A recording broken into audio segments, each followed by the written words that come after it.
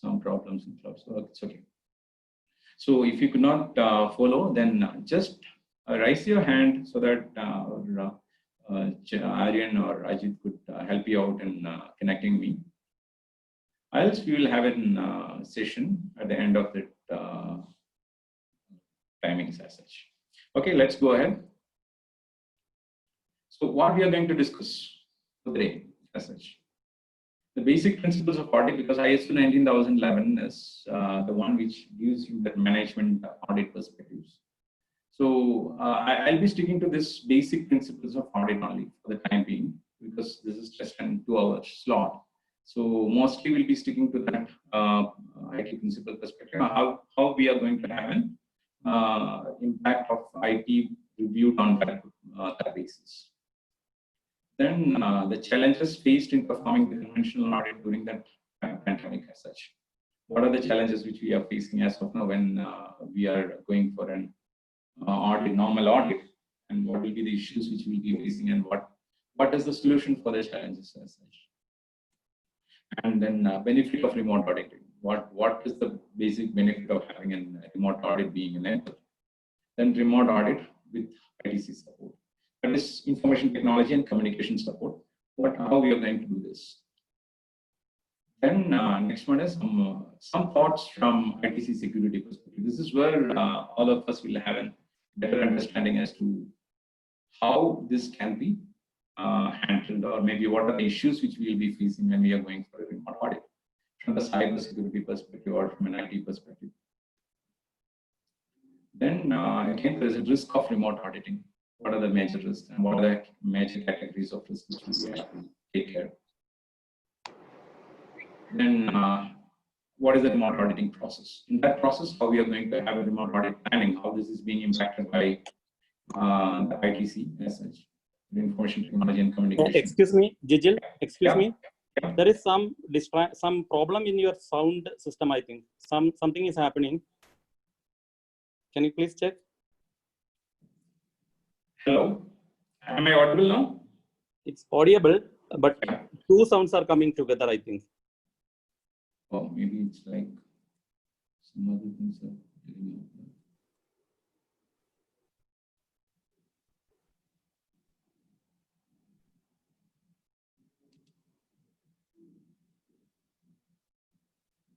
The screen sharing is possible.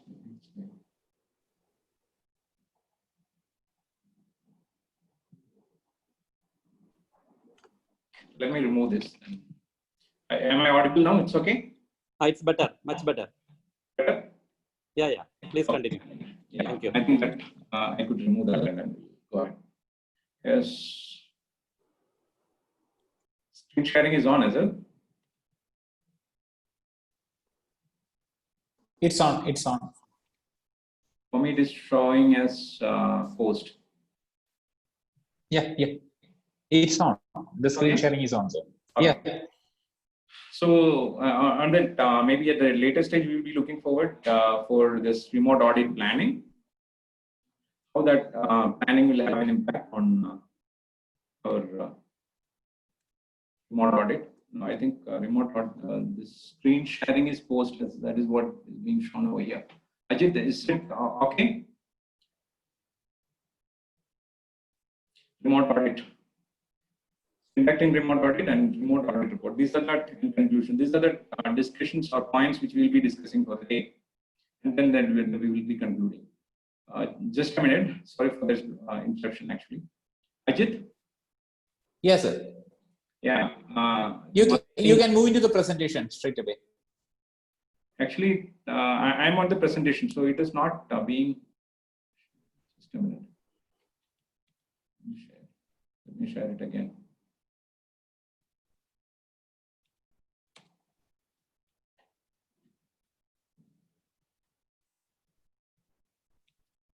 Yeah. Yes. That's okay. Okay. Okay. So the last 2 points, I think these are the 2 points which we are discussing. That is remote audit planning and conducting the remote audit and remote audit reports. So how this is going to have an impact? Remote auditing is having an impact with respect to the IT. So we'll straight away move to that topics. So from where this audit word is coming from is from the auditor. That is relating to the sense of hearing. So here, actually, the sense of hearing is listening to the bad news now. So what is that? Global pandemic. And it is impacting almost all the auditors worldwide. It's not that okay, we are the only people who are impacted because of this. It's a worldwide phenomenon, and how the people are overcoming this or making use of the opportunities with respect to IT and how we are taking it forward. Even lots of companies are finishing out their audits in time, even now, because the listed companies are supposed to publish their reports as such. How they're doing it. The auditors are evaluating that, okay, how adaptable the environment is, how they are doing the audit, everything is being evaluated and then it is being done. So we will move ahead with other things. So these are the basic principles of audit, which all of you know. It's not, I need not have to tell what are the basic principles of audit, but still from the perspective of ISO 19011, which is the management systems audit. So, we will discuss the impact of IT security on all these principles. And maybe at a later stage, we will review how these principles are getting impacted on every point when we are taking up that discussions. So the basic principles are integrity, fair presentation, due professional care, confidentiality, independence, evidence-based approach. We'll take one by one actually.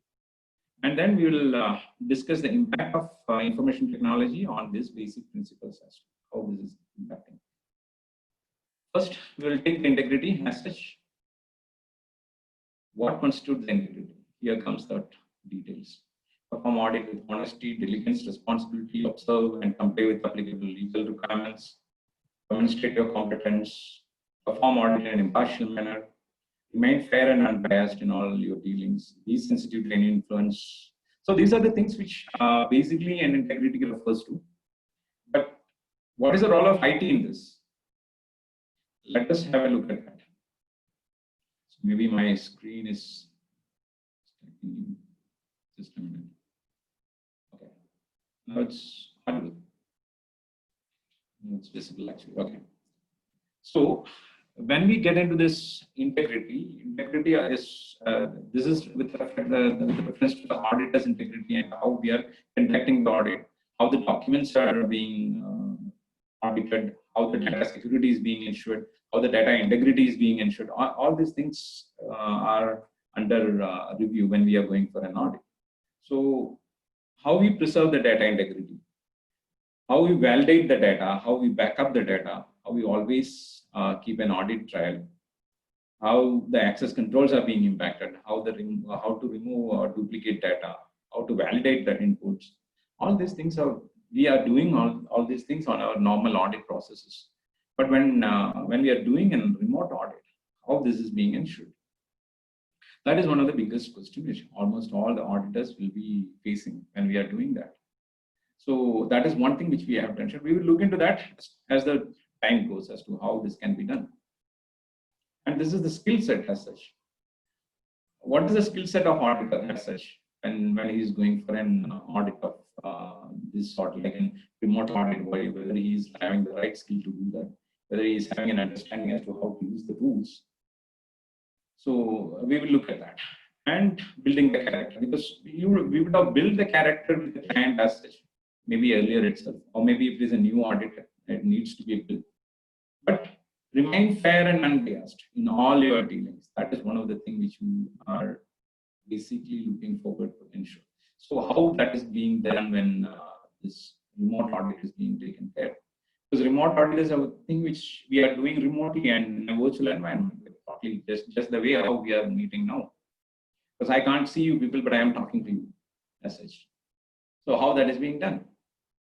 And you people are enjoying the same thing as such. And from your house, or maybe from your office, how that is being done.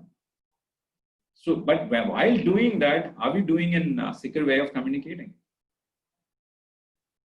Whether we can prove that, it's like our Trichy branch has to ensure that, okay, this is being conducted in a standard way of conducting their meetings with almost all the securities built in. This needs to be ensured. So these are the things which we have to look forward. So that integrity of audit needs to be maintained. Next is fair presentation. Coming to fair presentation, ensuring the audit findings, conclusion, report truthfulness, accurately reporting the audit activities, and reporting any significant obstacles encountered in the audit. These are the things which we are mostly concerned. Report any unresolved diverging opinions between the auditee and the auditor, or maybe the audit team. Ensure communication is truthful, accurate, objectively, timely, clear, and concise.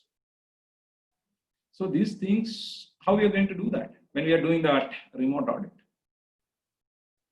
So we have to, because anyway, that significant obstacles encountered in the audit, you will also be encountering the same thing.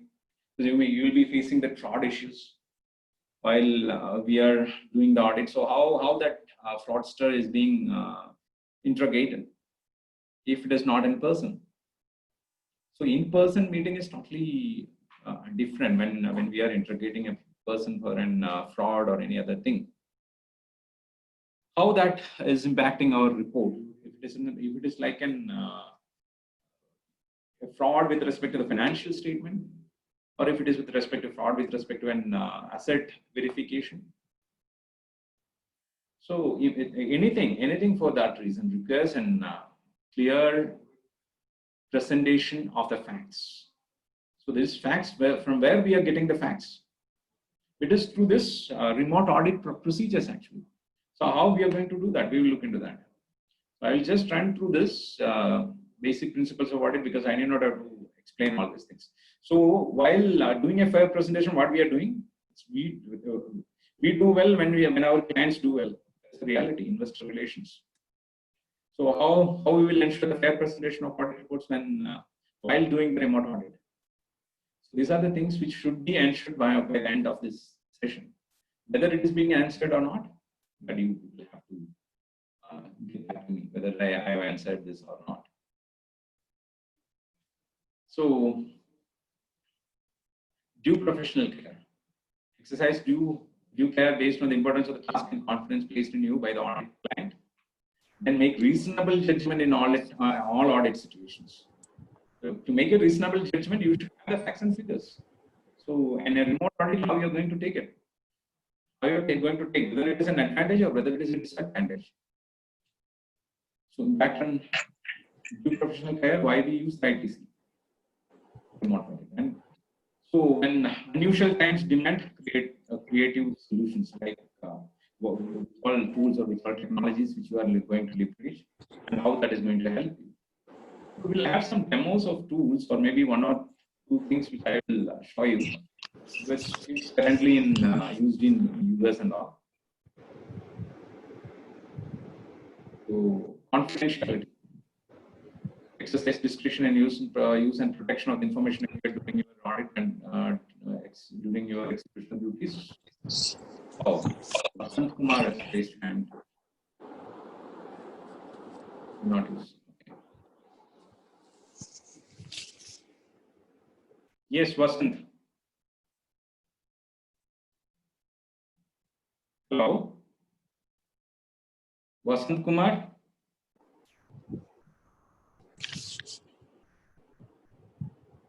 Vasant, you have raised your hand. So any queries?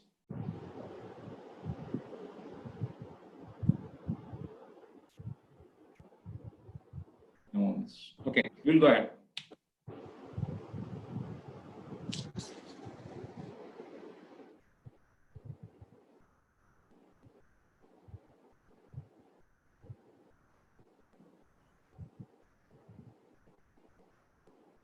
Okay.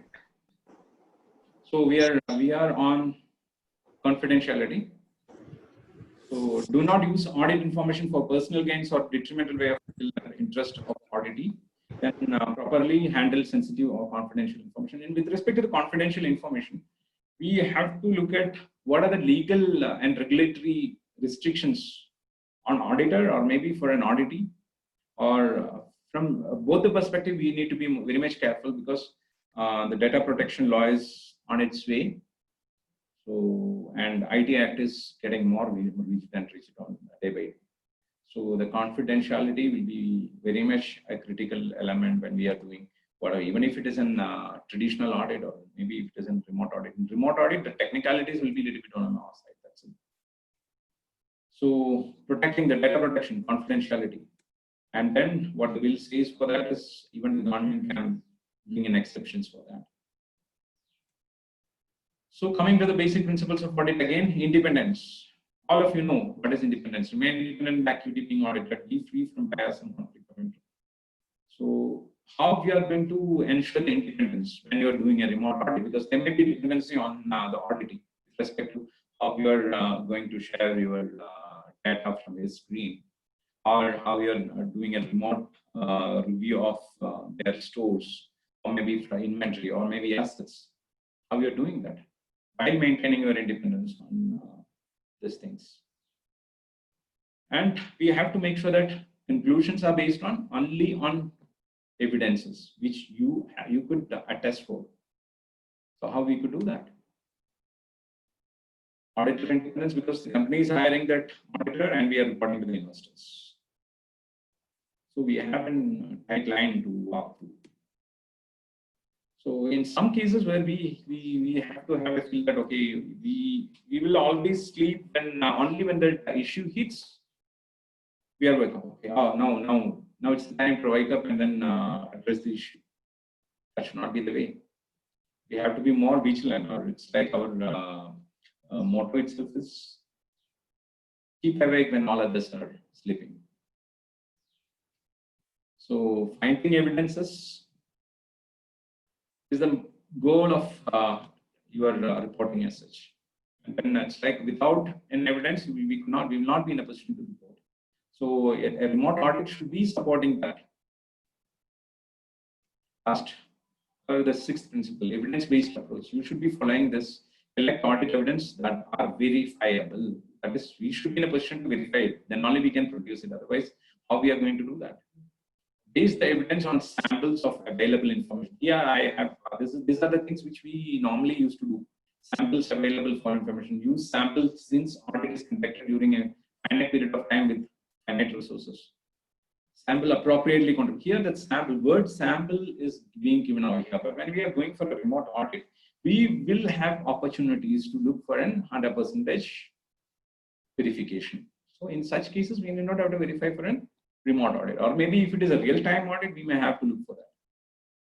So these are the basic principles and how this is going to be affected. Like when we are going for a remote audit can be that evidences can be recorded through cameras, which may be on your maybe the like one laptop or maybe your tab or any cams on which the application is running, and you could record that, and that recording itself is an evidence. And but when we are doing that, you have Intellex. Use this one. It's like you will have multiple artificial intelligence tools available for these things. But make sure that okay, we are not getting into the prey of any other duplicate websites or anything.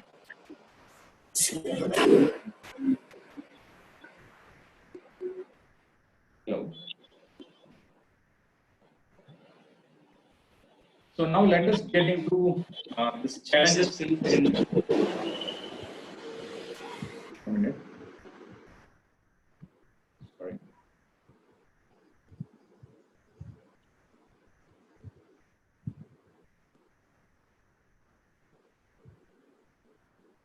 Ajit? Yeah. Hello. Yeah. Was there anything? Was there disturbance coming in or? It's okay. Yeah. It's okay. Your sound is something. It's sounding metallic. Oh. That's the only issue. I'm just looking into the review. That's why. So challenges faced to perform audit. I will be a little bit odd. Maybe I will raise my voice a little bit so that if that helps. Okay. I think so. If you can just raise your voice, it will be good because your sound is sounding too metallic. Hello, Jijil. Yes, I know. Yeah, I know.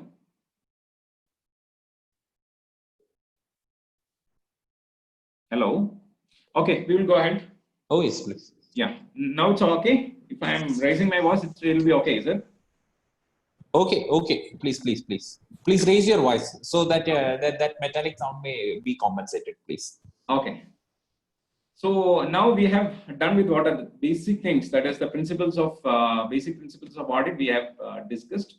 What the 6 things we have discussed. Now we will get into some nitty-gritties of doing this audit as such. So challenges faced when to perform an audit in a pandemic. So what are the main problems which we are facing when we are doing a normal traditional audit? So we will list it out and maybe just. So the first thing is issues with technology. That is quite normal because unreliable network connections causes interruption in organizational functioning, or maybe with unreliable network which is not giving us some connectivity to the auditees site, or the connection is an unsecured connection, or even the glitches which we are facing as of now, maybe like the one which we faced in the initiation of this call. So technical glitches, or maybe the issues with technology. This is one of the most important thing which almost all of us will be facing when we are going for an normal, if we are going for an audit outside. So the lack of involvement is another one. Unavailable auditor and inattentive auditees and employees who disrupt the audit process. This is a normal thing even when we are going for a normal traditional audit, we will be facing all these things. And trusting the audit. Some auditors trust the audit only, or even the auditees also. Audit only if they have physical access to the audit evidences. So it's just like a perception of auditors, or maybe even that auditee will not feel comfortable. The audit is not coming down and verifying our records. So it is a discomfort, or maybe a feeling of discomfort for the auditee or for the auditor. And insufficient audit evidence, the inability to collect sufficient audit evidence, it hindrance to directly conduct the audit. These all are normal things which we will be facing. These are the challenges which we will be facing. So how we will be overcoming these things in remote audit, we will discuss. Then what is the solution for this? So we are projecting this as a solution, remote auditing. So how this can be a solution?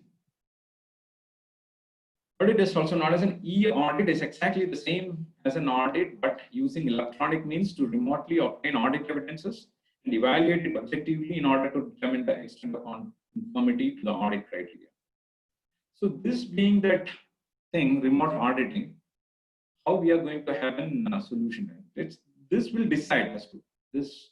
A key thing to consider in the audit is the audit objective, availability of technology both at the auditor and auditee side. The type of audit evidence that needs to be gathered. If that audit evidence we need to collect is, it's not possible that okay, we will not be in a position to go ahead and then physically count things. Now, what are the options as of now? We have multiple options, but the relevance of that and whether it matches the requirements which you are looking forward, that is the objectives of the audit, that will have a direct relevance. So this will decide whether we can go for a remote audit or not. So the type of audit evidence which we are going to collect will have a direct impact and on the technology which we are going to use and which directly have an inference with the audit objective. These are the things which is, these 3 points are connected. That is audit objective, then the technology, then the evidence needs to be collected, audit evidence.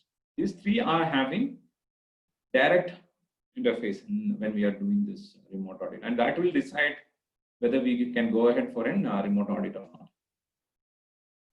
So the benefits of remote auditing. We'll just go ahead with some benefits of remote auditing, and I will stop the flow maybe a bit when we are getting into some technical things. These all things you will be knowing, that saving the time and money with the use of technology, easily available data results in significant reduction in the money and time spent. These all observations. So observations can be conducted through popular platforms like Zoom, Skype, which are regularly used by many of the companies in present day. But what is the problem with this doing an audit with respect to that maybe an interview or maybe any monitoring of activities with the help of a Skype, with the help of Zoom? What is the benefit and what will be the risk which we will be running? And the logistic related to auditing are not needed anymore because we do not have to travel, booking conference rooms, cleaning out after the audit time leaves. These are the logistic things. And auditing will be more efficient. Working from home, office environment, I don't know how far this is a beneficial thing, but still the auditing will be more efficient. That is what the studies are telling. You see over here, the auditing will feel more comfortable since they will be able to use all the necessary tools such as high-speed internet monitors. Whether this will be true or not, because the auditor or the fellow who is doing the auditor should have all these things. This basic assumption is that okay, these people are having very good net connection, very good tools with them, and that high-speed internet is there. Good privacy monitors are there. All these things are a basic assumption when we are doing this, considering this as a benefit. The productivity will be substantially increased in an audit compared to the on-site. So now I think it's almost 3-4 months. Now we ourselves will be having an experience as to whether the productivity has increased or not over this period. Avoid traveling to the difficult locations. Even some locations to audit can be difficult. Access for many reasons. With the remote audit, these difficulties can be overcome.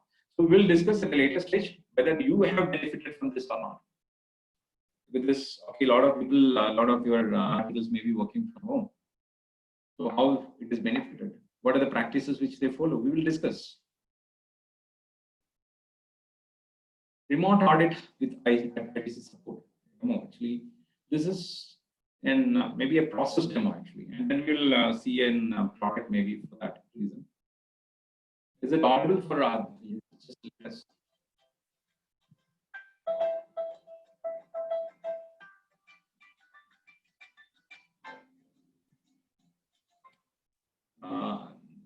Ajit, is it audible? Yes. You just need to raise your voice up because no, and not my voice. This is an I am running in audio clip actually. Okay. Just a second. Yes. It's audible. Audible, is it? Yes. Yeah. Okay.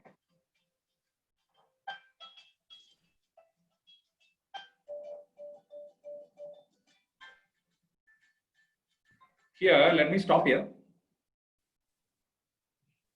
In this, the auditor will conduct audit remotely using Skype, WhatsApp, or other platforms to communicate with the client. So, how far we are using this, or how much comfortable we are using this latest tools as such. Maybe I know that okay, a lot of people will have their own opinions on this. So just keep it for that discussion which will be coming up after this. So we'll discuss on that. But let me give you some heads up on that. Like when we are using this Skype, WhatsApp, or other platforms which is connected to that client's location, what is happening is you are enabling a connection from your systems to their system, whether it is a remote connection with an secure connectivity enabled, or whether it is an open connection. Whether if you are using a WhatsApp, okay, all of us know that a WhatsApp goes in and the data which is getting into the WhatsApp gateway from there to that other end, it is encrypted. So, but then what is the security issue in that when we are using WhatsApp? So these are the things which we need to look at. So we'll discuss that as well or else I'll tell you as such, when WhatsApp or Skype is being used, what is happening is you are getting a connection from your system to the client's end, or maybe to the person who is on the other side. So what is the channel which you are using is of relevance. When we are doing an audit with this WhatsApp or Skype connections, what will happen is you are opening up a connection from your side, that is from where you are doing the audit, or maybe where you are physically located. Maybe if you are in your office, or if you are at your home, at the comfort of your home, you may be connecting. So that whether that connection in your home is secure or not, And to the other end, when you are connecting to the client side, are you connecting to a secured environment over there? Or what is the perimeter security which that client is having to ensure that, okay, your connection is secured and that connection is verified, and then ensuring that, okay, it's the auditor itself who is getting in. So these are the things which we have to ensure. So that how to secure an connection and all those things, we will maybe we will take it if the time permits on that, on this sort of technical things which we need to discuss. We will take it up. So let me. So the auditor will include document review as well as remote interviews. Share screen. So most of us are doing a share screen to remote desktop. Normally it is even it is a norm of the day that, okay, you will be connecting for any computer support, customer service support. Please switch on your team viewer or maybe any desk for that reason. So, and we will be just opening up that any desk or team viewer for the support of the customer care, and then, okay, now let him work on that and let me finish my tea or coffee, then come back. By that time, what has happened is that it has opened up a connection from a peer-to-peer network. It's like from a computer to another computer, a network of connection is opened up.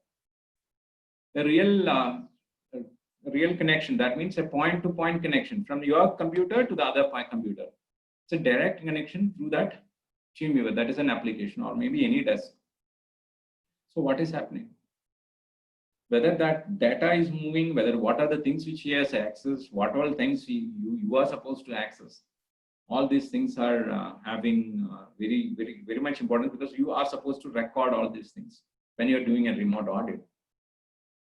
So that share screen is an thing which we need to take up with much precaution. Like, you need to have a perfect access control over here.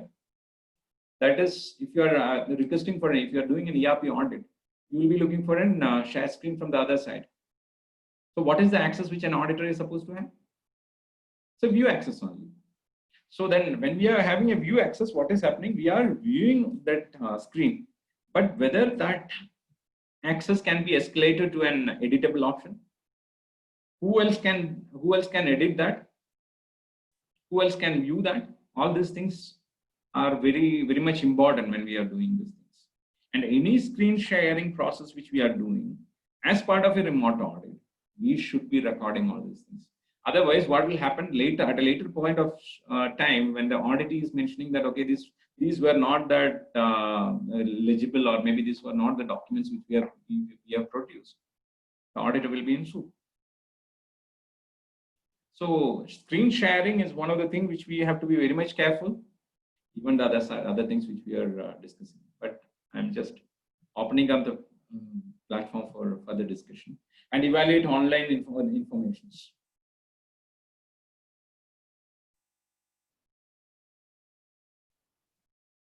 Okay. Document review as well as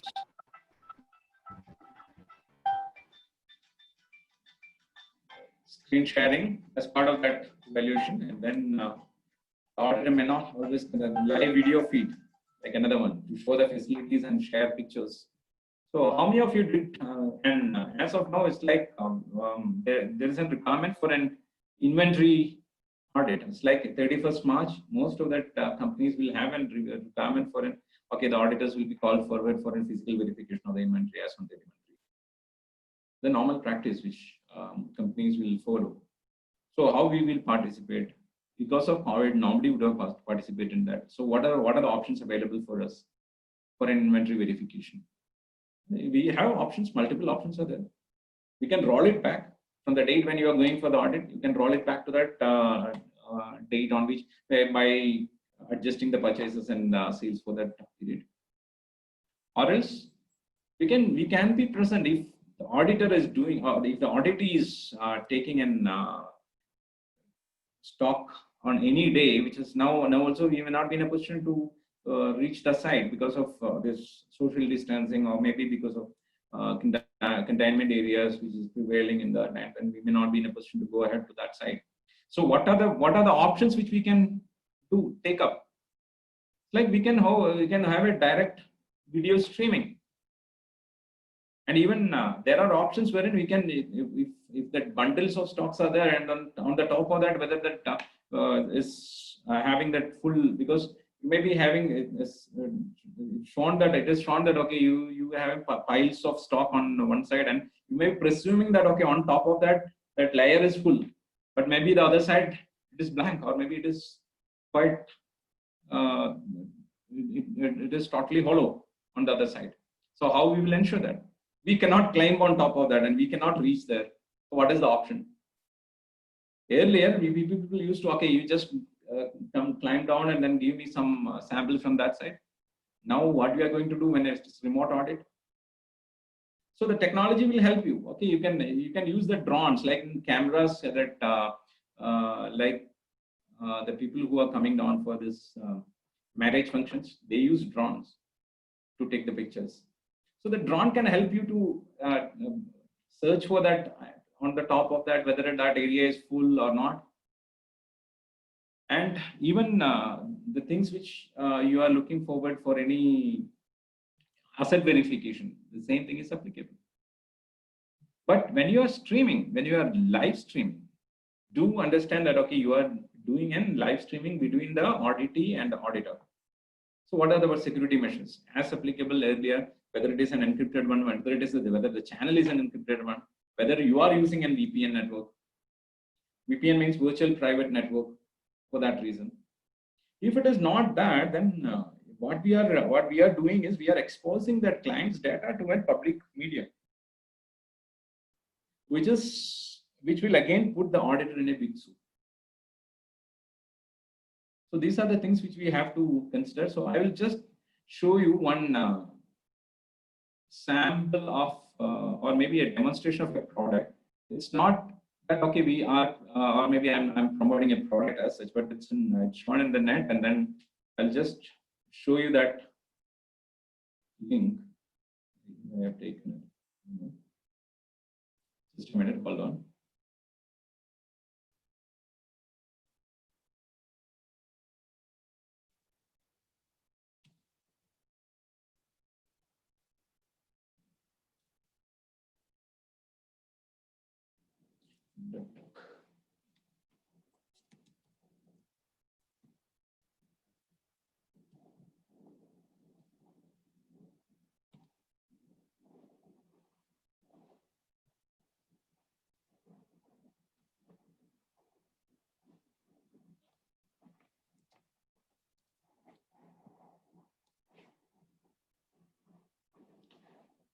It will be there. This is just a product which is being this is being used as part of for remote audits by some other groups as such. And demo is there. That's why I just took it.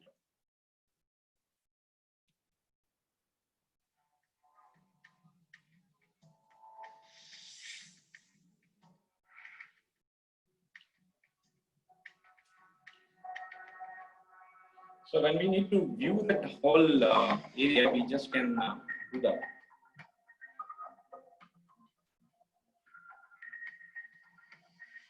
So look at this scenario wherein the remote auditor may speak to the on-site participant. The remote auditor may share screen view of the on-site participant. Remote auditor control their camera to be visible to the on-site participant. Remote auditor may zoom using on-site participant devices. He can adjust the camera. He can even go for an even the drone things which is integrated with this thing. So these are the functionalities which are available. So you just look at this. Remote auditor control on-site participants, microphone, camera, broadcast, flashlight, directional cameras, and this same thing can be recorded as well. Sir, can I just cut in, sir? Yeah. Yeah. You're playing a video, right? Yeah, playing a video. It's not visible. I think you need to just minimize that thing, whether it's playing in the background program or something. Oh, it's not playing. Huh? Just a minute. Yeah. I'll just try this.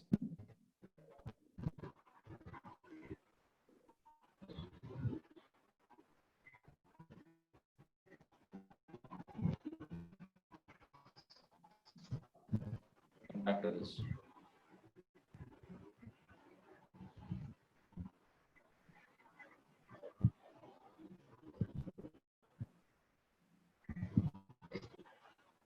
Now you could see this video. No, not yet. Not yet.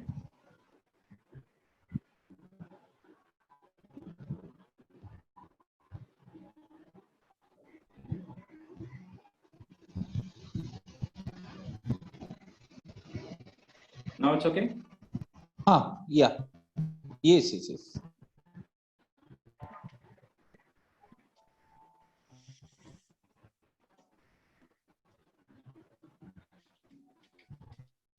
Walk through, right? Yes. Yeah. Now it's being seen. So you look at this. These were the things which I was explaining actually. Here, the remote auditor may speak to on-site participant. Remote auditor may share the screen. Remote auditor may Zoom using on-site participant devices. Remote auditor controls their camera. So these are the things these are the functionalities which is being used as part of their Tech product as such. So even there are a lot of other tools which are available. I just took as a demo for this one. So see here, it's like remote auditor controls on-site participants, microphone, camera, broadcast, flashlights, directional cameras. Everything is controlled by the remote auditor. Yeah, and remote auditor also text chat with on-site participant, and it is parallelly it will get recorded. Now you just see how it is being done.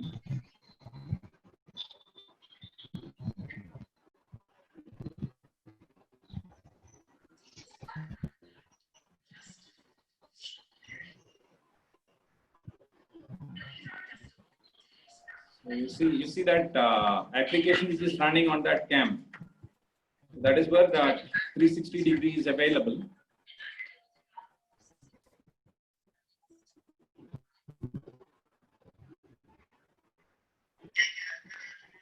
So it's a demonstration of a remote audit.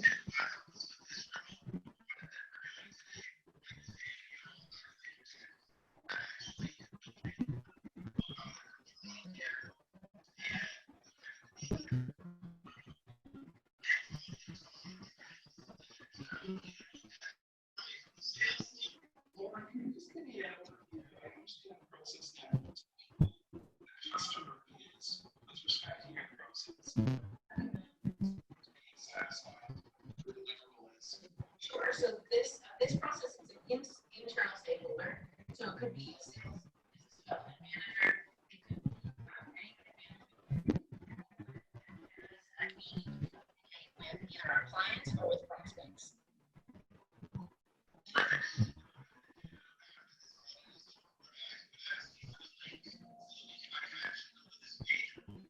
Sure.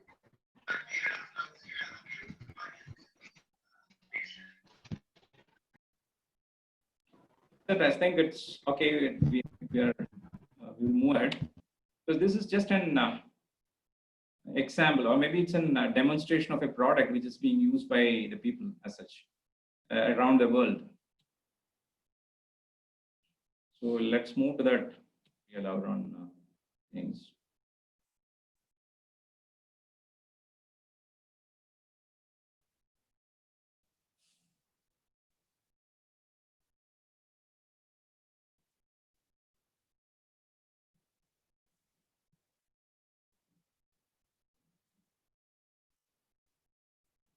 Okay.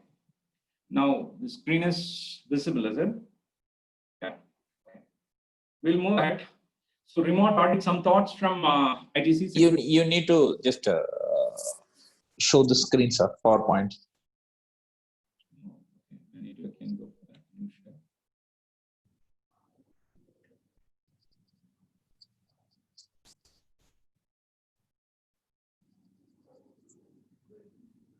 Yes. Okay. Yeah. So let us discuss something with respect to that ITC from this point onwards. What are the security perspectives which we need to take care when we are going to some 6-7 points? This track over here. So So the struggle is real, actually. That is, you can see that the struggle is real. Is WFH means work from home life. So now it's like I can't remember, do I work from home or I do live at work? It's that perspective is changing for the people who are struggling, really struggling on that. So what is the problem in this scenario? What is our major security risk which we'll be facing, and how we can tackle it? These are the things which we will discuss, and once this is being discussed, we will be addressing mostly that principles of auditing, actually. So currently, most of the organizations are having the cyber security issues it's all over, actually. So more specifically in this pandemic period, major success, which that is social engineering. Social engineering is just like you may be receiving the auditor, or maybe or any fellow may be receiving a call, the accountant or the finance manager at home, he may be receiving a call. Like, okay, I'm the CEO because you have the voice modulation applications available. And then perplexing to the user to act on behalf of some urgent financial or confidential information sharing. Like you just need to transfer an amount of rupees 1 million or maybe 5 lakhs or something like that. The account specified, and you will be receiving a mail for that mail confirmation. So please go ahead and do that. Maybe it's an urgent call or maybe mails. These are social engineering tactics which are highly, it's like almost 80-85% increase in the way how these things are being handled prior to this pandemic and as of now. So the social engineering is becoming a big threat. It's like fraudstering like a CEO, fraudstering like a CFO. These are the things which are happening as of now. And next one is insecure remote connections. So we will come to that. What are the solutions also after this, just completing this session, and again we'll come to the solutions for all these things. So insecure remote connections. This is like to the client's office or from the client's office. Whether what connection we are having, whether it is a secured one, whether it is a VPN connectivity, whether it's a point-to-point connectivity, or it is an encrypted way of encrypted channels which we are using, how we will ensure that? This is a big challenge, actually, because when we are doing a remote audit, this needs to be ensured. Whether the auditor is having the capability to do that is one element. Whether the auditee is having the capability to absorb that requirements. These two are basic requirements to ensure whether we need to have a remote audit or not. So when we are doing a remote audit, an insecure remote connection will be the major risk which we will be taking. So the risks which will be coming up are like, if our connection is getting compromised, so for what purpose it is getting compromised? Maybe for an information stealing of that. The party may be interested in the client's information. That is one, which is a normal risk which all these insecure connections are having. But a bigger risk is if your connection is compromised, anyone who can use that connection to attack any other machines or any other systems, including the client's system. Because of our audit, if it ended up like that, who will be answerable? So we need to ensure before taking up this remote audit connections, we need to ensure that, okay, we have at least we have an VPN connectivity ensured in our end-to-end audit sections. So this is one thing, and increased personal use of company devices. So mostly, I don't know how many of you have given your laptops or tabs or any other machines to your article clerks or maybe to your staffs to complete the audit or maybe to connect with the client. So how this is being impacted, because they will be happy to have your laptops or tabs used by them. So what are the end user securities which you are considering for this? Whether you have an hardened system being handed over to that article clerks. Hardened systems means, okay, when I'm going technical, you need to stop me. Anyone can stop me. That is not an issue. So hardened laptops or tabs means you are securing that laptop by enabling only the required connections will be getting connected to that laptop when it is being connected to the network. That needs to be ensured. Its USB ports should be disabled. So these are the things which we need to ensure. from an auditor perspective, we have to ensure when, and on the other side also, we need to, our auditee also need to ensure that, okay, whether this connection is coming from a secured point. So we should be the people who will be advising the client on that side. Okay, only these things are enabled, then we will be in a position to do that. So you could see when some of the personal use of devices from Instagram connectivity leads to auto update of devices in browsers, because it will auto update. If you are handing over the device, it will automatically update. Whether the update is being enabled or not, it should be within the environment. When an update is happening, it should be within the environment of the company, then the update can happen. Outside, if you are doing it, it will override what are the controls which you have enabled.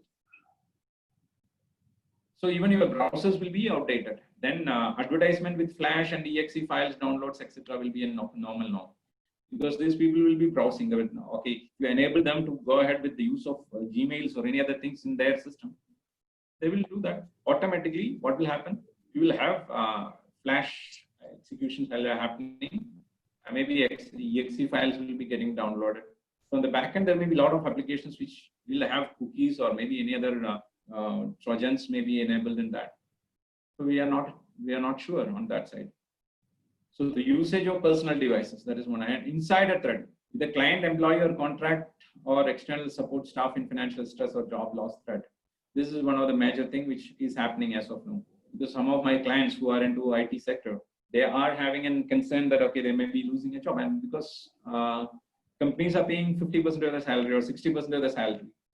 So the people will feel like, okay, whether I lose the job, maybe down the line 3 months. What is the condition as of now? Nobody knows.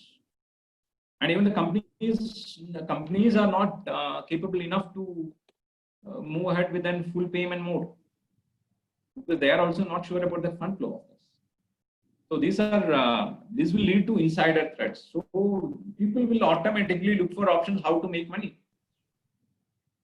They can steal the information from your side. This is applicable for auditor offices.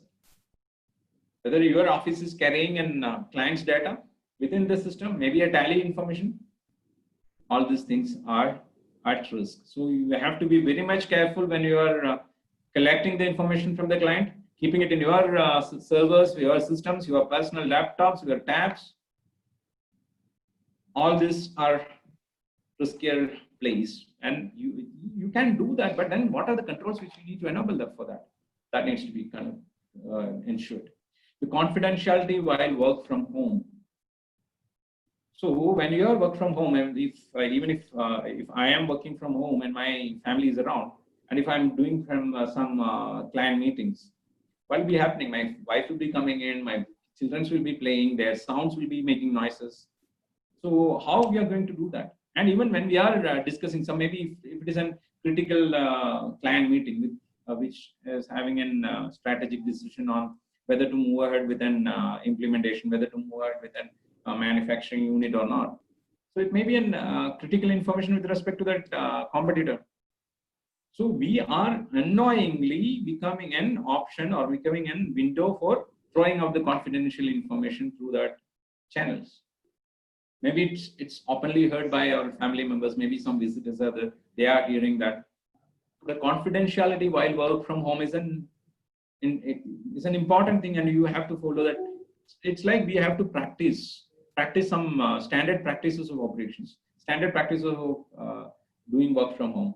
So the using privacy screens is one of the options. Then you should use earphones so that it is not audible outside. So then is sixth one is phishing attacks, more specifically during this pandemic. It's like we all are receiving a lot of phishing mails, especially like you will be tested, you will be freely tested for COVID. You please upload your information. We will come down and take your samples without charges. There are a lot of mails which are coming in. So what is the main objective behind this is to get the personal information. So the phishing attacks are on a rise. It's 5-fold increase is there in this. So let us have some thoughts again going ahead with that. So you see, this is the thing which happened. I think it is just on which days? It's like, yeah, June 24th. You see, on June 24th, this was a report from, I think it is from Times of India or something. Yeah. It is Times of India, yes. So, and it is reported that, okay, India Bull suffers a ransom attack. Ransom attack means it's like the screen is locked or your server is locked, your main server which is carrying your customer data is locked. And they are asking for an ransom money within 24 hours, or else they will publish it in dark sites. Dark web means it's like where the information can be sold for anything which is auctioned. So this has happened, and ransomware attack. This is for India Bulls, and there are a lot of other things are happening in and around this Trichy city itself. And like I was also called for some of the things which are happening and similar ransom attacks. For a company like India Bull, the benefit is like they would have made an backup system or DR system which is quite strong enough to continue their business operations without much trouble. But on the other side, they are responsible. If that is not being settled, then fraudsters know very well. The hackers will be very much aware about the credibility and then goodwill of the organization which is getting into that.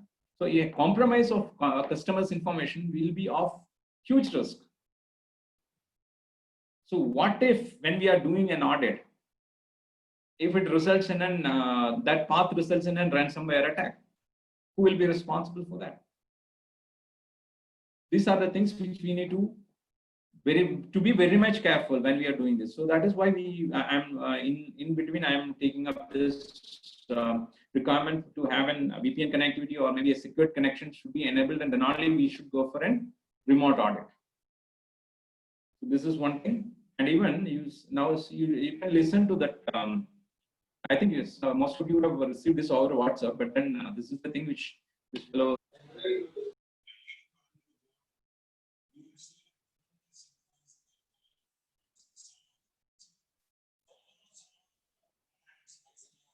Ajit, is it audible? It's not audible.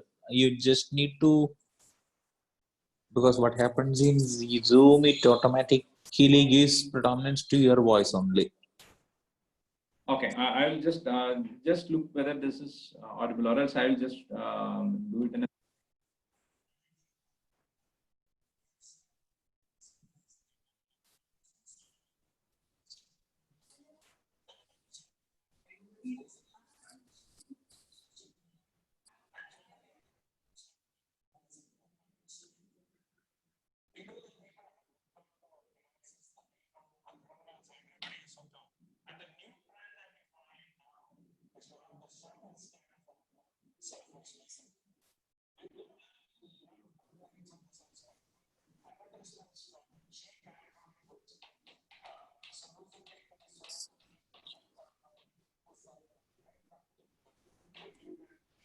Though the voice is inaudible, this clip has been circulated in Trichur branch WhatsApp group also. Yeah, that's it. So I need not have to explain anything.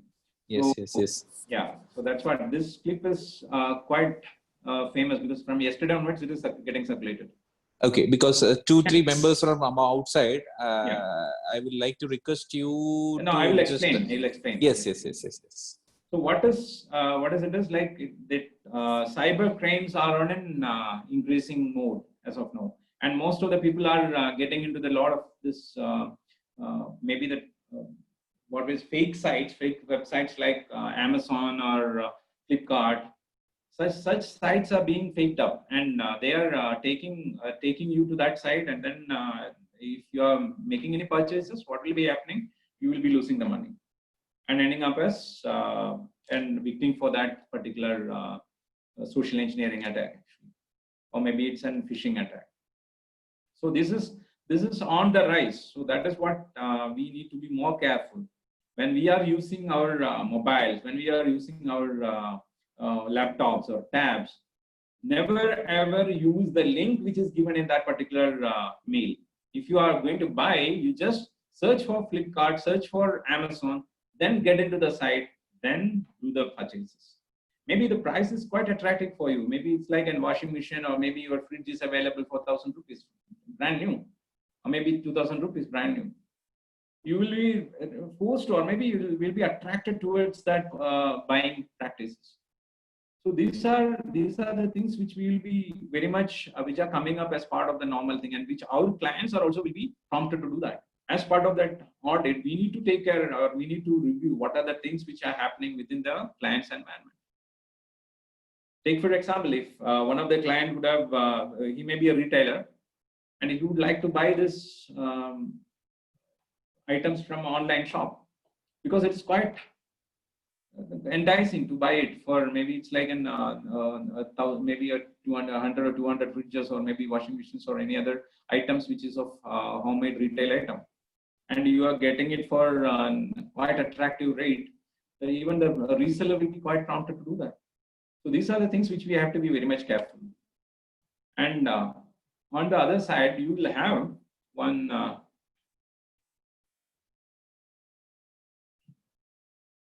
this is one of the links which leads to this deck will be shared. Is it Ajit? So you just look at this link. It will be shared. It will be shared. So ifsc.org, most of the people will be knowing this site. So this is a very fantastic place where you can have all the things which we are discussing is over there. What needs to be taken care of, while the financial reporting, what are the financial reporting considerations when we are going ahead with an remote audit. That is like IFSC is giving you an quiet knowledge gateway, which is supporting that international standards. So it is over there. You just have a look at that when your time permits. So I'm just moving ahead.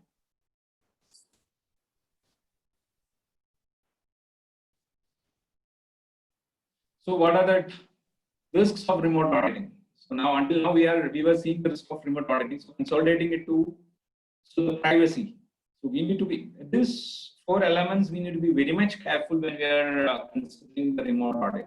And what are the options which we can consider? The privacy of that client's data, or client's information, privacy of the client's customers' information. All these are very much important as part of an. We are doing an audit. When we are doing normal audits itself, we will not be taking our auditor as part of the audit. We need to sign an NDA. This also, as part of remote audit, we need to sign a digital NDA with that client. But as even with that, we may not be the people who will be misutilizing it. And when we are tracing, or when we are transferring the client data from RDT location to the auditor's side for further analysis, whether it was dropped out, whether it was being sniffed by somebody. So whether that channel is being compromised, these all things we need to be very much careful. So privacy is a thing which we need to ensure. For that, we need to ensure that, okay, we are having a connectivity which is secured, minimum a VPN, that is virtual private network. So then next one is the gap in communications. While we are in person, that communication is quite easy. Okay, that you just show me this thing, show me that. When we are on a remote mode, opening up any of that client's data, we need to be very much careful. Whether we are opening it or whether the client is opening it is having a difference. Because we have an access view. We have a view access actually. We have, with that view access, we are looking at, okay, this just opened that side, just opened that folder, just opened this folder. Okay, we can access it from our side itself. But when we need to edit something, or when we need to look at that, when we need to drill down the things for some edits, then it's better to ensure that, okay, the client is having a representation in that process, and that activity is being recorded, so that and then we can produce it as part of our audit at a later point of time. And the network issues I was mentioning about this thing on the paper, like whether your network is secure or not, whether you are using a remote desktop, whether you are using any desktop for that reason, and internally whether our network is secured within the auditor's office itself, whether or not a network is secured while we are doing a review of clients' data. Especially when we are doing an ERP related activities and reviews, whether we are extracting it or any AI is running on top of that, we will have network issues. Whether the network will have that capacity to absorb it. Then so this all culminate down to the information technology. Whether your IT facility, the infrastructure, will have the capacity to download, upload, whether the client's facility, or that means the auditor's facility, is having that capacity to support this uploading, and whether that required bandwidth is there or not. These things needs to be finalized before we are taking up the audits. So that is why that element of planning is very much important for our business. How does the remote auditing works? So it is like normal thing only, the planning, the conducting the remote audit and audit reporting. This stage is normal like any traditional audit, but when we getting into the planning phase, what is the difference? Audit planning. Audit planning and remote, and it's a longer than the conventional form of auditing. It's like it takes some more time than what we plan for the conventional audit. Why it is taking too much of time? I will now mention the reasons for the slow process. Assessing the document feasibility and the risk with the auditee requires time. That means the document feasibility and risks, because whether the auditee is having that digital backup for all these things, whether he is uploading that all the required vouchers, required supporting documentation is available.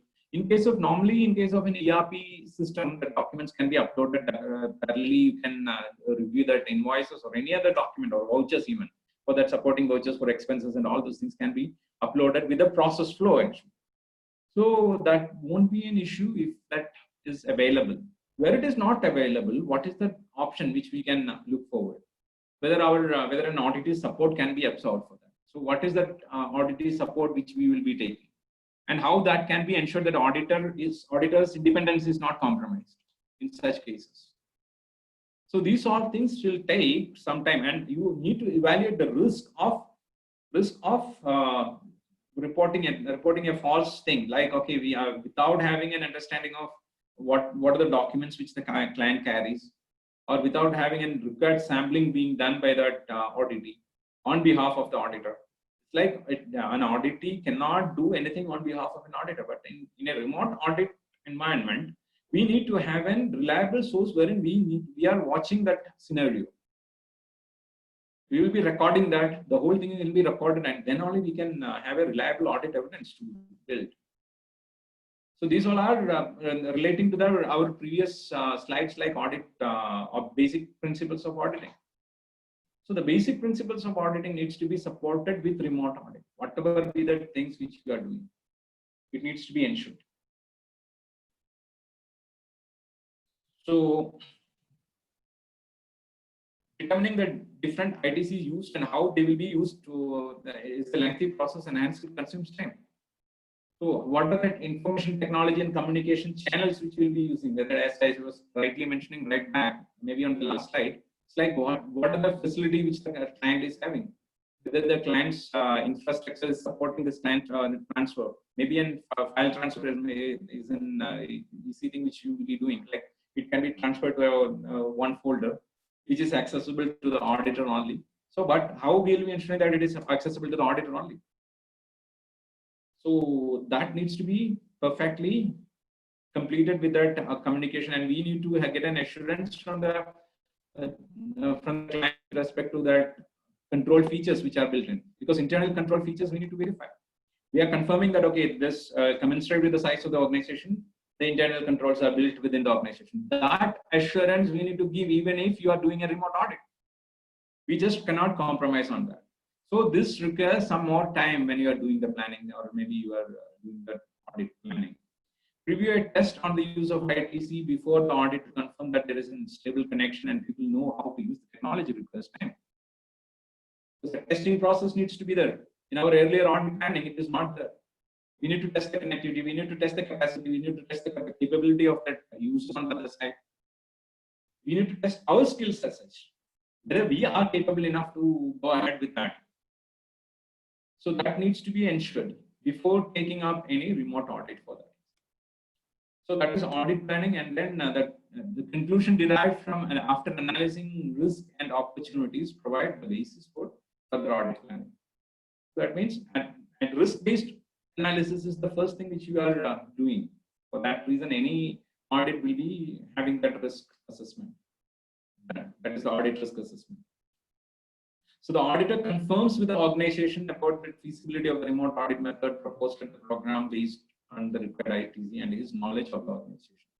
So once that is done, then the auditor needs to confirm it. So once that audit planning phase is completed, you will be far enough, or you will be better off than the normal traditional audit, because you have a confidence on the system, you have a confidence on the skill of the employee, you have a confidence on the skill of the auditor who is going down for that. So once that is being assured, rest is just a cakewalk. The plan formulated clearly identifies what, when, and how the audit will be conducted. This is audit planning. And then when you are conducting the remote audit, as we were showing some walkthroughs over there. So the conducting the remote audit is one thing. The audit plan is revised at an opening meeting while confirming the availability and feasibility of the use ITC. So like the auditee has to confirm that, and auditor's plan needs to be shared with the auditee for confirmation and availability and feasibility of that.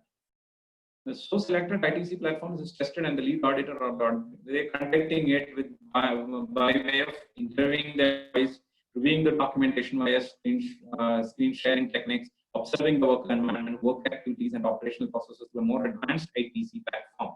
And I'm mentioning more advanced ITC platforms. It's more secure rather than the one thing which I was showing you. It's like when an application is being used for that, the application will be end-to-end encrypted. The application will have a connectivity which will automatically get into a point-to-point connection, which is sealed for any other connections. So the connectivity between that auditor and the auditee is more of a secured path. Whether you have a firewall, or whether the client is having a client, or the auditee is having a firewall, whether the environment is a demilitarized or not. Forget about all these technicalities. I'm not getting into that. So these all things we have to get it ensured from a technical. If we are not competent enough to do that, okay, we have to get it done through a competent fellow. Yes, my environment is secure enough to do a remote audit. That's our responsibility. And measure to ensure confidentiality and security is also revised and agreed. This is one thing which every auditee will be looking forward from an auditor. What is the mode which the auditor will be used to ensure that the confidentiality of the data is being assured? And what is the security measure which the auditor is following to make sure that, okay, my systems are not compromised? As from an auditee perspective, that is my requirement. Because if I am an auditee, I will be looking forward for ensuring that my systems are not compromised. My environment is not compromised just because of an audit being remote. That is a basic requirement which you need to assure to the auditee. So how can be done that? Okay, basically the basic standards which we need to follow, that needs to be assured and then given to the auditor or auditee. Sorry. So it is important to ensure that there is no noise disturbance and communications if the auditor is auditing remotely offsite, so that no interruptions or disturbance. Like we should not have any interruptions in between that recording as such. Because if recording is stopped, then activity also need to be parallelly stopped. If it is an inventory verification, you need to stop that inventory verification, and the technical process needs to be stopped over there. These are the things which we need to ensure when we are going forward for an conducting of the remote audit as such. Now reporting as such. An audit report is prepared which clearly states the extent of the use of ITC as well and the effectiveness of the use of achieving the audit objectives. We need to mention that, okay, we have the methodology which we follow that needs to be disclosed. Okay, we have used this methodology for this particular audit, and these are the limitations, these are the benefits for that. And we have, and even from my understanding, some 4 or 5 companies already, which is listed in that listed in the stock exchange, already completed and published their financial statements. So how these people are doing it? Their auditors are quite well off for doing all these things, and then they are having an integration. And what was done is through the remote audit only. The process that could not be audited and should have been audited on site, this information is important for the decision process in subsequent audits. So what are the things which we need to do on site is very much important. So when I am mentioning it's an on site, there are two modes of on site, right? But that is one, the auditor is there in the on site with that particular location, and second is he may be on site, but we are doing an audit of a different location. So you are on site on the auditee's location, but at the same time you are doing a different location audit from there, because that place is safe enough to go ahead and then do an audit. So you can opt for that. So what are the options for that? You will be having it defined in that planning process itself, and that needs to be disclosed. Feedback from the audit team regarding the use of ITC will give the audit program manager. So this will improve the audit program for the next time when we are doing that. What are the major drawbacks which the audit team faced when they are doing an remote audit? That will help the people, really help the people to improve upon. And one thing, when we are doing this particular activity, what will happen? It's like you will be automatically moving to an automated environment of doing the audit. So the next time when you are doing your audit, you will be more careful, you will be more logical, you will be more objective when you are doing that. So every time you will be improving on that.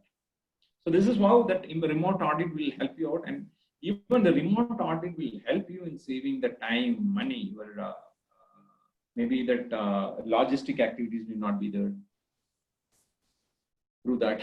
And even more benefit is like when we are doing a remote audit, you will be using the tools that ensures that, okay, you are doing it with more of like, and need not have to go for a sample. You can 100% review that transactions for maybe like your whole invoices can be analyzed if you are having a specific tool to analyze that, or maybe an exceptional audit will give you an exceptions being thrown out.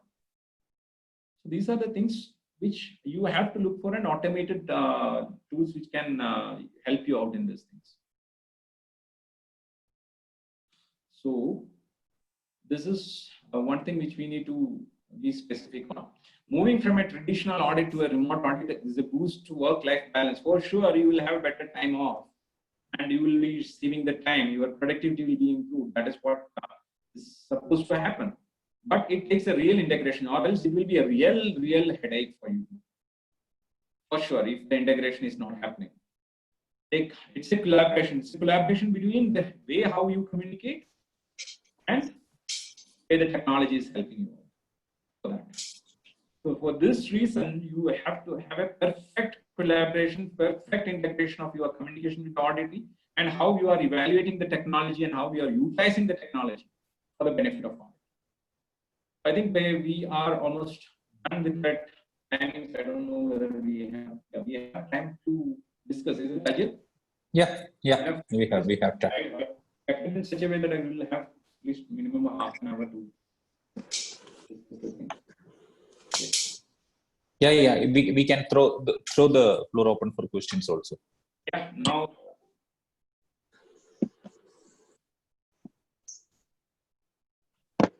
Okay. Go ahead.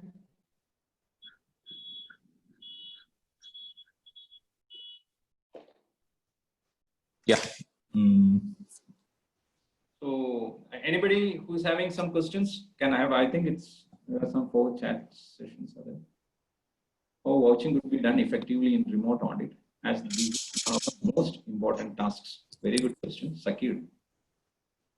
Okay. Another one is poor sound quality, not audible. Okay. This is what I have to go back. Yeah, sir, please, you can just take Sakir sir's question regarding the vouching part. Okay, Sakir, it's a good question actually. How that vouching can be done on a remote mode. So you can have multiple options for these things, whether you are doing an audit on an ERP environment or maybe it's a normal audit process. If you are doing an ERP environment, okay, you know how to handle it because the whole things will be available over the system. Okay, you can access that system and you can view that support documentations and all. And you just need to view the logs of what is inside and who uploaded, when it was uploaded, and whether any revisions have happened for that particular voucher or not. You can very well do that. But I am not concerned about because most of us may not be having an ERP environment getting audited for that reason. So what is the option when we are going for an remote audit for an client? It's like vouching can be enabled with either with an support of a person over there. Take for example, if we need to manually do a vouching process, like you have to take out the vouchers which are available in the client side. I am presuming that the question is like that. Second, if you could speak out, okay, you can be more specific on the question. I'm presuming that, okay, it's a manual environment and then giving a answer to that. Yes, sir, I have unmuted you. Zakir, sir, please. Yeah, Jijil sir. Yeah. So my question regarding ERP environment, it is clear that the supporting documents will be attached to the voucher. So yeah, we'll be able to view that remotely. Yeah. But most of the clients are not having ERP, either SAP or. Yeah, even let us consider as a simple tally auditing. Yeah. So our functions are mostly on vouching the documents like bank payment vouchers or other purchase journals. So how we would be able to do that effectively in a remote environment? In remote environment, that is where that first planning phase needs to be perfect on that side, because whether the documents availability can be made sure by that auditee is one thing, because whether the auditee itself can attend the office is one question at this point of time. And if he can attend, okay, because then only that documents can be taken out for the audit. So normal process is to have, and you cannot go to that side. Maybe it is in distant, far away. Maybe if your client is in Trivandrum or in Chennai or in any other parts of the India as such, you can ask for a connectivity, which is a VPN connectivity. For sure, it should be a VPN. Otherwise, don't go for an audit of such sort, because your connection with that other client should be a VPN connectivity. And if you have a representation of an auditor over there, okay, you can go for that representation. Or you just from that region, okay, represent an auditor for that region with the auditee, and then allow him to do the audit while we observe that audit process. Or else another process is having an understanding with the auditee. Like one of you please assign a fellow to show that vouchers to me, and I will be having a remote connectivity with you, wherein I can take out. Maybe it's like either you can use the new technologies as such, like in camera, video on, and then you do that, and then ensure that, okay, this is being signed off by that fellow. Otherwise, later on, it can be reverted back to that figures are being changed. So this is one of an thing which we can do manually. That's the only option which we can do. But when you're enabling a connectivity, that has to be 100% secured. Else, the other option is, which is cumbersome. Like you ask that for a particular fellow to scan the whole thing, or maybe take the pictures. But how big will be that? You will not have a person to scan it in that mode. Or automatically, it will be very difficult to get all the scan copies. So that is where you just select a person and then get him audited from that perspective. Like you have to have an understanding of the auditing, and the auditee's person may be the person who will be doing that. So there is every possibility of compromise on the independence of the auditor. That needs to be considered. Yeah, I understand, but the meaning of remote audit is there is no sense on that now. If you are assigning someone there, yeah, then. But then that is the option which is available. There is no other option for a remote audit. I understand. I just would like to know from other fellow members that is the camera, is that effective, or say one now thing is there. I don't think you have to record the whole session from, if you are doing a vouching. Imagine a vouching done from morning to evening getting recorded. It will be a huge file and it will be a disturbance. That's it. For the auditing itself. Now, my practical experience, sir, I did not find any reason. So I had to request my clients to bring all the vouchers here back to office.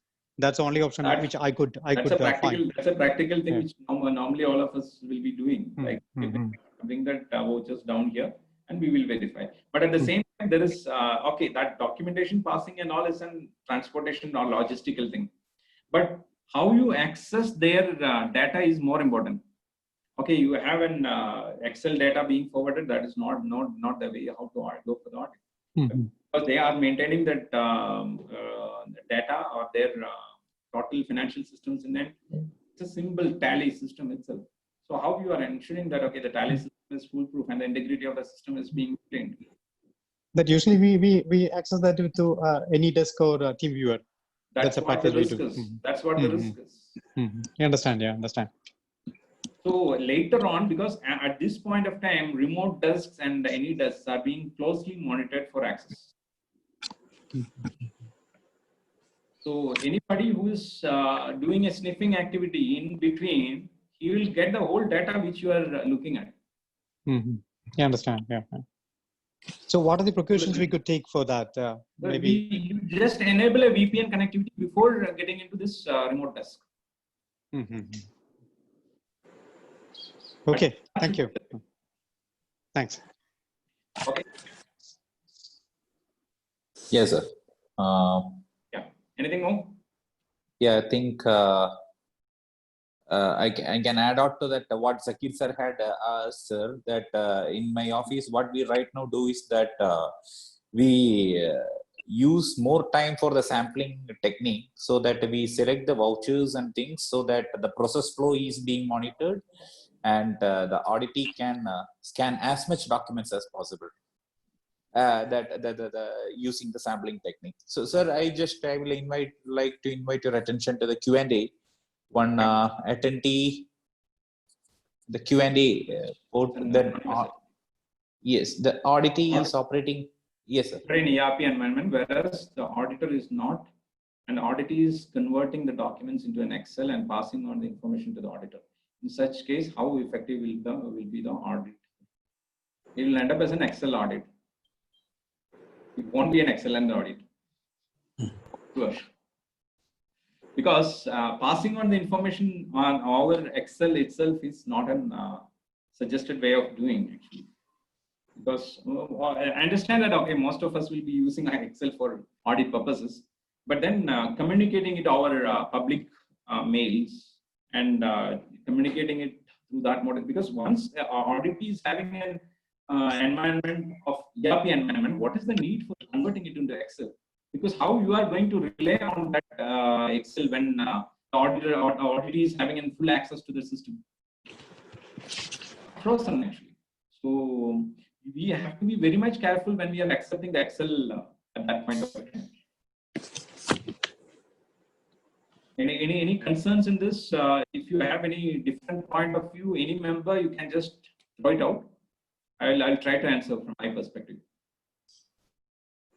So who is this?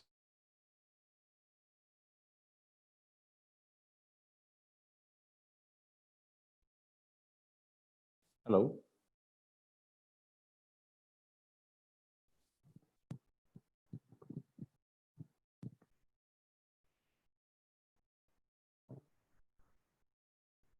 He lost his connectivity. I think he lost his connectivity, right? Yeah. Questions on the other side? Sir.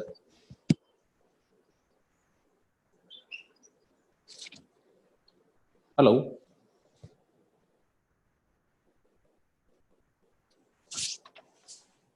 We used to accept files in Excel and then do audit, consolidate, and then forward it. So Just a second, sir. Yeah, okay.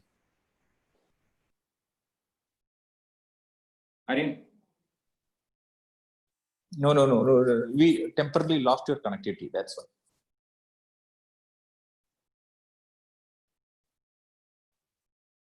it's okay. Yeah. Dear members, please, if there is any queries or something, please just raise your hands so that we can unmute yourself.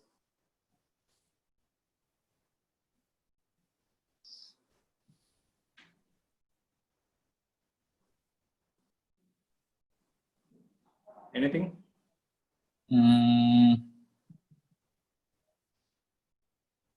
Yeah, dear members, sir, it's some. Let me just have a discussion with you. I was just sharing some concerns with CA Praveen, a friend of mine, today morning. Okay. In which he was just juggling out some questions. One was what he has asked was, are there any open source softwares for this remote audit, and if so, what are the risks associated with the same? Open source tools are there actually. Okay. But risk associated with this, like when we are using an audit tool as an open source one, what will happen is the whole basic coding factors are open source basically. So any vulnerability which is prevailing in that tool, it is quite open. When that tool for an audit perspective, it may result in a compromise of that particular informations which we are extracting through that. Take for example, if it is an the one which I have demonstrated over there is an US based tool actually. I think that is an application which is connecting from the client side to that auditor, and the connectivity will be totally on an peer-to-peer network, that is point-to-point protocol is being enabled. So nothing to lose in that side, because that basic standard security measures are built in. In open source, the problem is with respect to the security. Like they will not ensure that whether you are having a secured environment for that reason. That is not their concern. So rather, it's more of like an people, process, and technology. So in this element, the people are more important when we are going for an audit, because people interaction is one element which decides what is the critical thing which we need to look for an evidence as such. So that needs to be taken care from that people perspective rather than on a technology perspective. Technology will, I will give you a perspective to do that audit, or maybe screening, or maybe analysis, whatever it may be. But the person who is doing that is more important, and the person who's on the other side, that is the auditing, that also is having a great relevance when we are planning the audit itself. So audit tools are available. You have multiple tools which are available open source as such. Not too heavy. I think I could give you some tool list. I will forward it. Okay. That is there. But be careful when you are using an open source tool rather than an sourced one. Okay. Sir, one more thing that now more and more small and medium companies, they are moving their data into cloud. The cloud. Now it's an online service, and whether we need to have these additional security measures for the same, and what is your take that Indian government restrictions will come on the same? So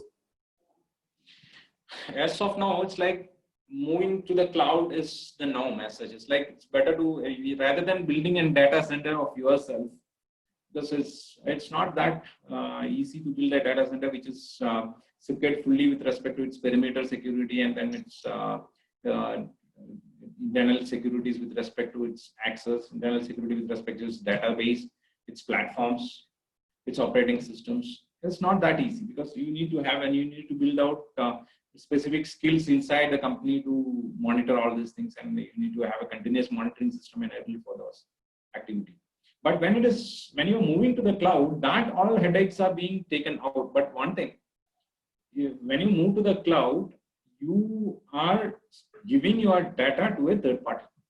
totally giving your data to third party. So what is the security for that? That needs to be so that major element which decides whether we should go for a cloud or not is with respect to that ISPs, that cloud CSPs, cloud service providers agreement. Whether we will having an access, audit access will be there or not. It is normally these people won't give you. They will give you an auditor certificate. Okay, our environment is ISO 27000, or maybe with respect to their way of maintaining that security, they may be giving a certification for that. But for that reason, whether the auditor is in a position to look at that, whether we are in a position to verify that environment, it may not be possible. That agreement has to mention that.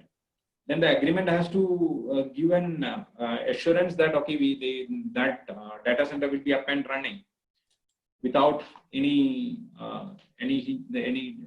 maybe downtime. So what is the downtime which we are going to get assured? These are the agreements which we need to get signed before we are getting into an and from an auditor's perspective, when we are doing an audit in this cloud environment, this is where the first thing, because whether we are allowed to do such an audit is first thing. If we are allowed to do such an audit, the first thing they will look at the auditor's security perspective, whether you are good enough to get into that environment or not. So that you may have to go for mostly that access controls needs to be more careful. Like you may have to enable two-factor authentication. You may have to enable the multi-factor authentications in some scenarios to get into the cloud scenario.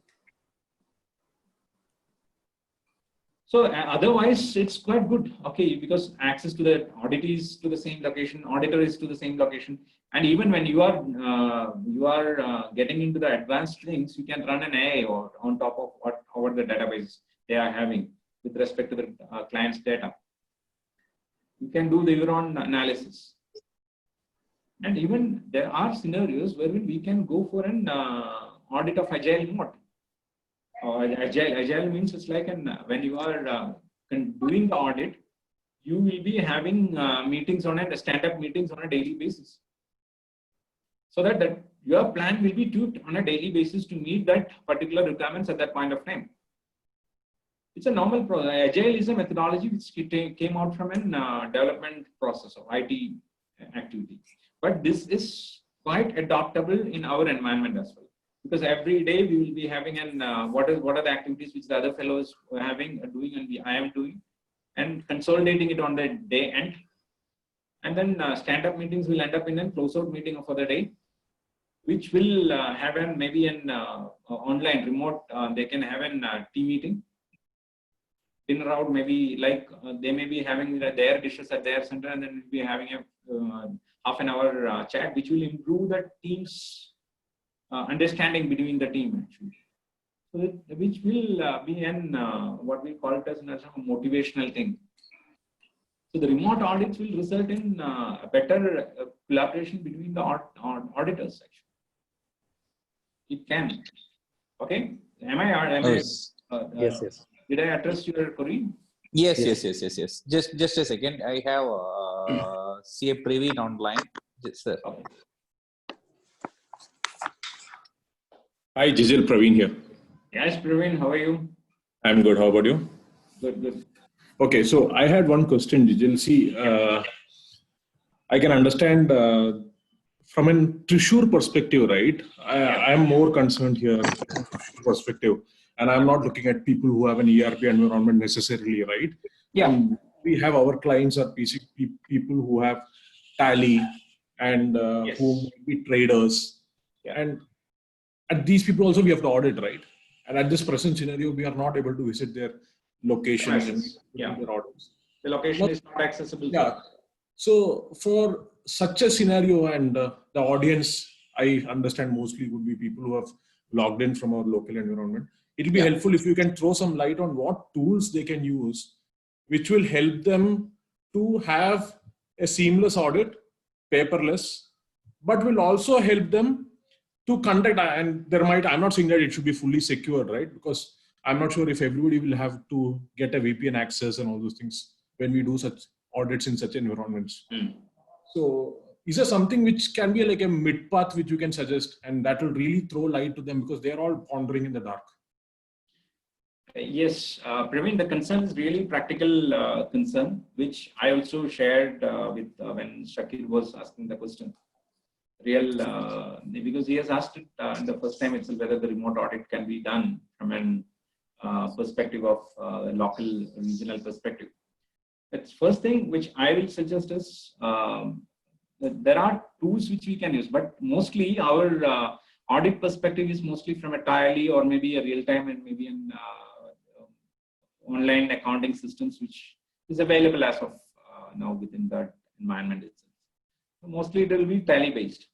So if we are going for an audit of a Tally, what will happen is mostly either they will be taking a backup and sending it to that client, and then they will enable the access to that auditor for all these things, which is the normal way how we used to audit as of now, which is no way a recommended way of handling it. But as of now, that is the way how it is being done.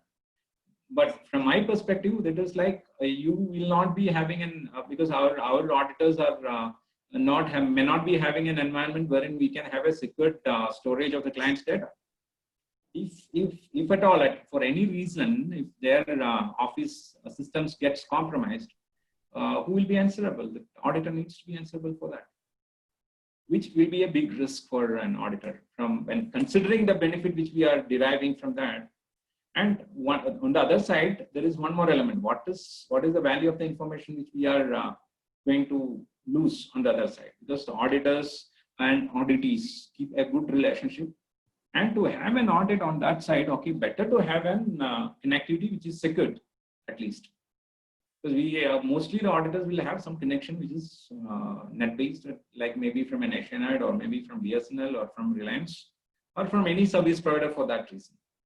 But to have an audit on the real data, that is like if you want to have an access to the client's environment, wherein the client itself is having a secured environment or not is not sure as of now.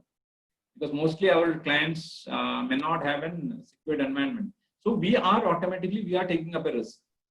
Whether that risk is viable or whether that risk is worth that benefit which we are getting. That is the important thing which we need to consider.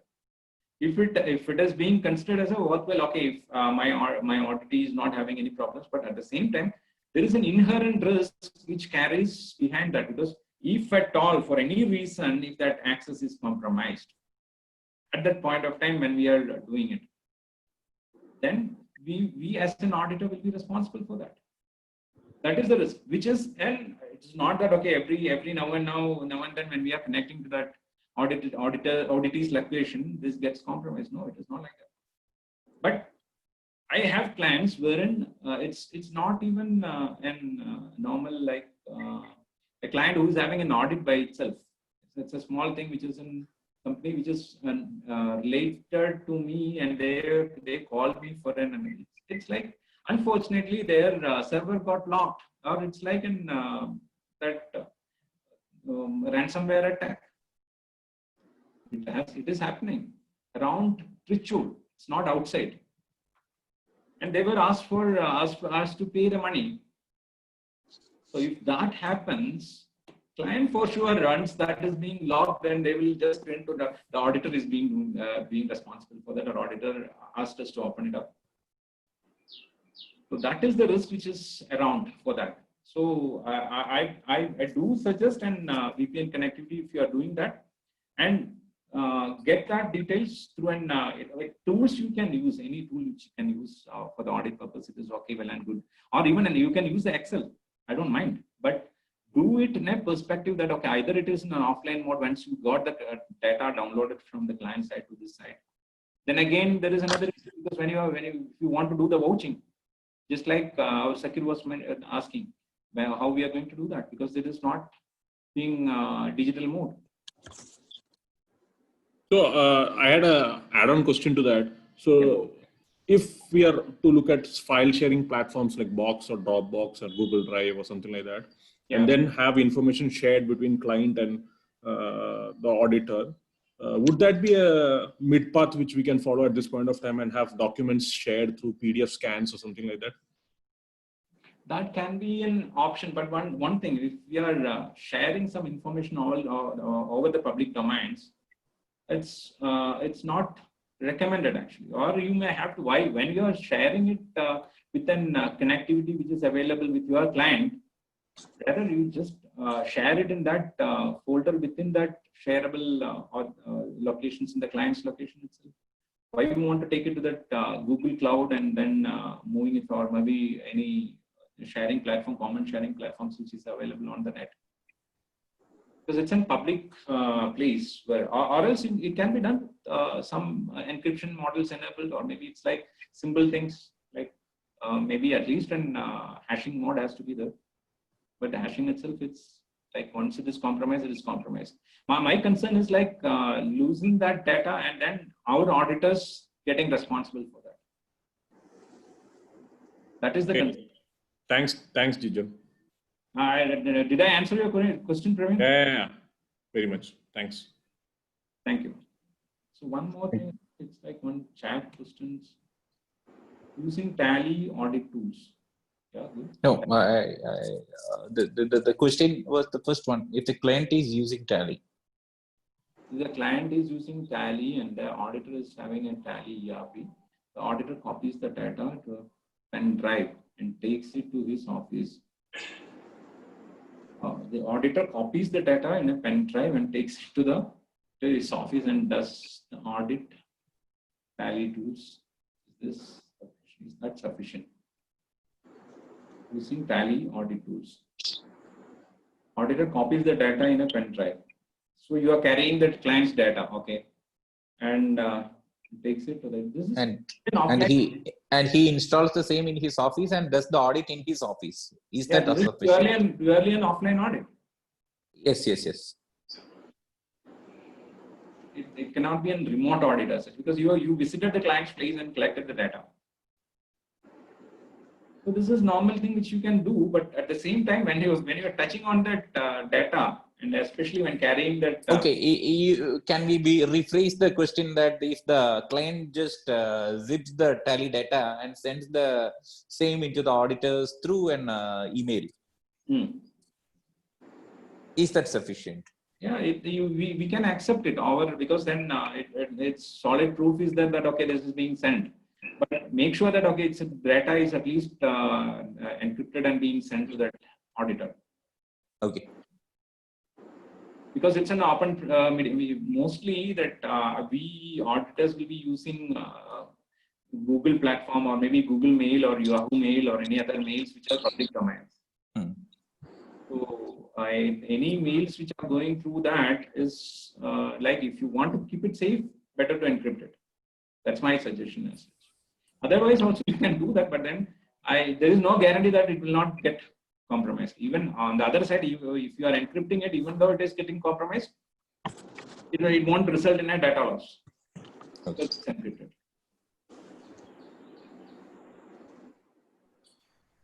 I think that's the end of the questions. Let me invite the chairman for his remarks. Yes. Okay. Thanks for listening. Yes. Am I audible? Yes, sir. Yeah, there was some audit quality issues, especially in the beginning. Sorry for the inconvenience, my dear members.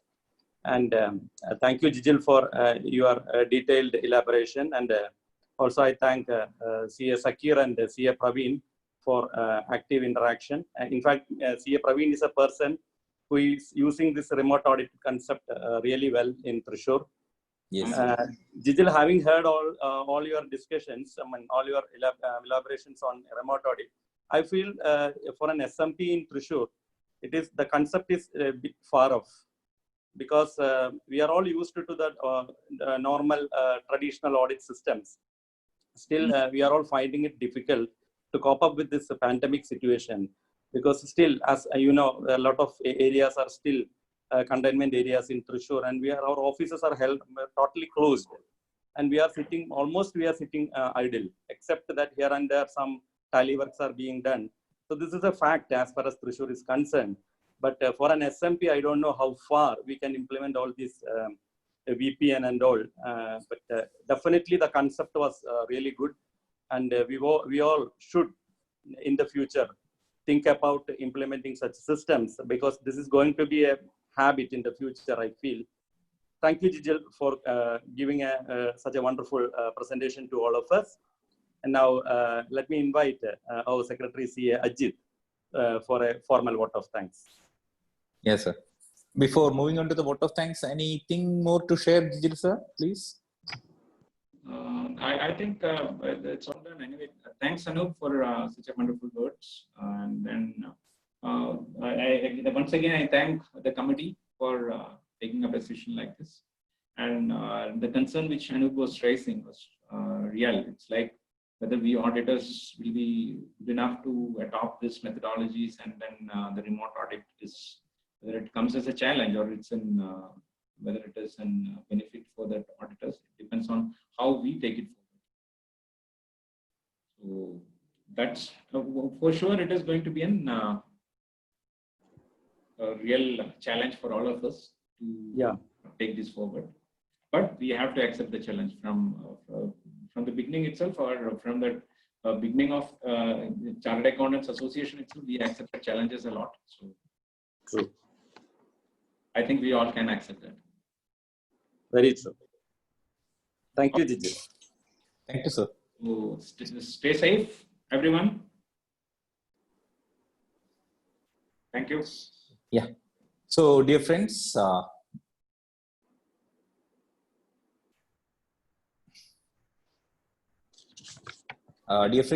last few months have changed many things.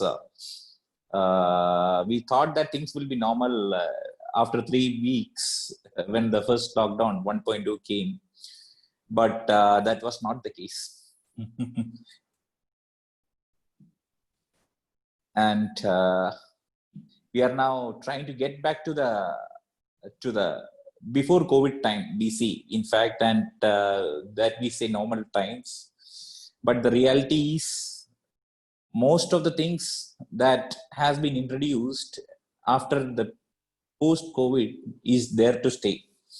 Now, we thought we lived in a world where work from home was an exception, but it's the norm.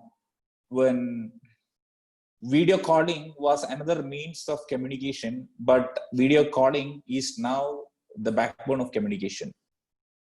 And not traveling was an exception, but now traveling now traveling is an exception. Now, human beings are dynamic. There we have that innate ability to adapt to the changes. But we must realize that some of the post-COVID adaptations will continue after these things. So, in fact, during these things, this branch was planning to educate the members of a seminar. Jijil sir's name came up. He's a faculty with massive experience and knowledge. Sir, thank you for sharing your details. It was a very wonderful session and quite detailed also. Now, dear members, we have the CA Day, Chartered Accountants Day around the corner, and purely it will be mainly of digital celebrations itself, as the institute has suggested. We will make it as much interesting as possible. Thank you for attending the same. Chairman, keep up the good work in attending the seminars. Jijil sir, thank you once again on behalf of the branch. Thank you all.